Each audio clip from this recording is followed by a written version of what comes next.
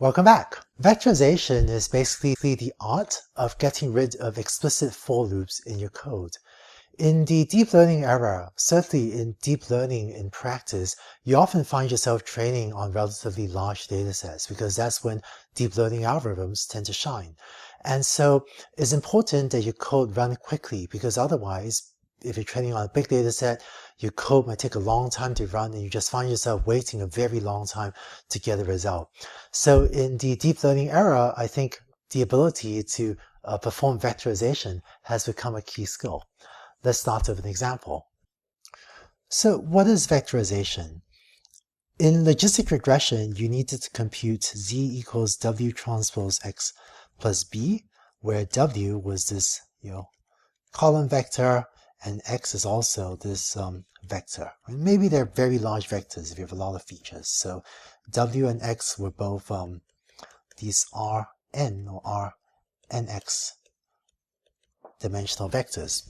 So to compute W transpose X, if you had a non-vectorized implementation, you would do something like z equals 0, and then for I in range of nx, so for I equals 1 to nx, z plus equals wi, times xi.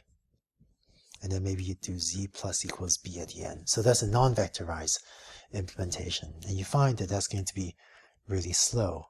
In contrast, a vectorized implementation would just compute w transpose x directly. In Python or in NumPy, the command you use for that is z equals np dot w comma x. So this computes w transpose x, and you can also just add b to that directly. And you find that this is much faster. Let's actually illustrate this with a little demo.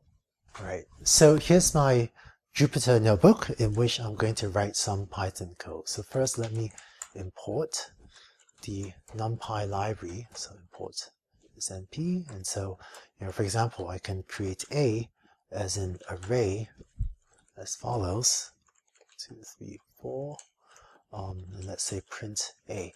Now, having written this chunk of code, if I hit Shift Enter, then it executes the code. So it created the array a and it prints it out. Now, let's do the vectorization demo. I'm going to import the time library, since I'm going to use that in order to time how long different operations take. I'm going to create an array a, equals random dot rand. Let's create a million dimensional array, right, with random the values b equals np dot random dot rand, another million dimensional array. And now tick equals time dot time. So let's measure the current time. C equals np dot ab. Let's see, talk equals time dot time, and let's print. This is the vectorized version, right? So vectorized version, and so let's print out. Let's see, the last time. So let's talk minus tick times 1000, so that we can express this in milliseconds. So ms is milliseconds. Okay, so I'm going to hit Shift Enter. Okay, so that code took about 3 milliseconds, or this time 1.5. Okay, maybe about 1.5 or 3.5 milliseconds that time. So, it varies a little bit as I run it, but it looks like maybe on average it's taking like 1.5 milliseconds, maybe 2 milliseconds as I run this. All right, let's keep adding to this block of code. So let's now implement a non-vectorized version. Let's say c equals 0, then tick equals time dot time.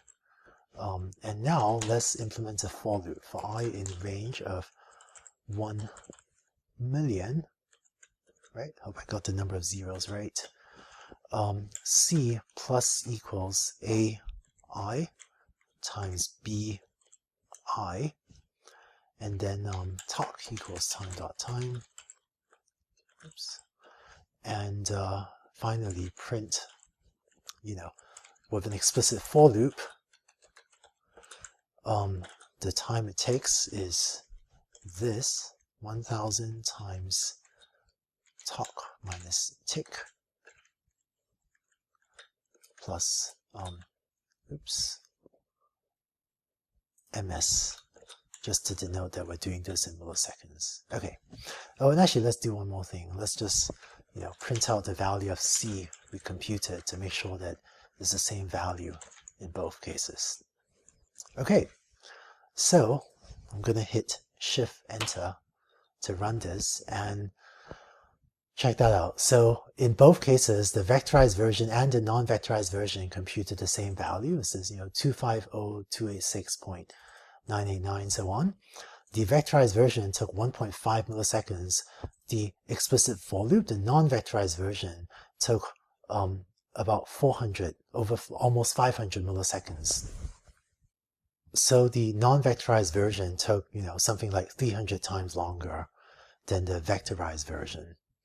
Right? And so with this example, you see that if only you remember to vectorize your code actually runs over 300 times faster. Yeah. Well, let's just run it again. Right? Here's run it again. Yeah, vectorized version 1.5 milliseconds, and the for loop took 481 milliseconds. So again, about 300 times slower to do the explicit for loop. So 300x slowdown is the difference between your code taking maybe 1 minute to run versus it taking, say, 5 hours to run. And when you are implementing deep learning algorithms, you can really get the result back faster and iterate much faster if you vectorize your code. So some of you might have heard that a lot of scalable deep learning implementations are done on a GPU, on a graphics processor unit. But all the demos I did just now in the Jupyter Notebook were actually on a CPU. And it turns out that both GPU and CPUs have parallelization instructions. They're sometimes called SIMD instructions. This stands for single instruction, multiple data. But what this basically means is that if you use built-in functions such as this np-dot function, or other functions that don't require you explicitly implementing a for loop, it enables Python and NumPy to take much better advantage of parallelism to do your computations much faster. And this is true both for computations on CPUs and computations on GPUs. It's just that GPUs are remarkably good at these SIMD calculations, but CPUs are actually also not too bad at them, maybe just not as good as GPUs. So you've seen how vectorization can significantly speed up your code. The rule of thumb to remember is, whenever possible, avoid using explicit for loops. Let's go on to the next video to see some more examples of vectorization and also start to vectorize logistic regression.